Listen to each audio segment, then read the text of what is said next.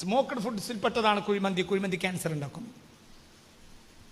ഓർത്തുവെച്ചോളെ, മന്തി കഴിക്കാനേ പാടില്ല. മന്തി സ്ഥിരമായി കഴിച്ചാൽ ക്യാൻസർ ഉണ്ടാവും. അള്ളാഹു കാത്തുരക്ഷമട്ടെ. അത് സ്മോക്ക്ഡ് ഫുഡ്സിൽ പെട്ടതാണ്. അത് ഭയങ്കര പ്രശ്നമാണ്.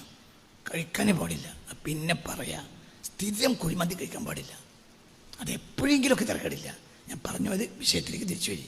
നല്ലതല്ല. എപ്പോഴെങ്കിലും പറ്റും. സ്ഥിരമായി ഇപ്പം നമ്മളെ കുട്ടികൾക്ക് അതേ പറ്റുള്ളൂ.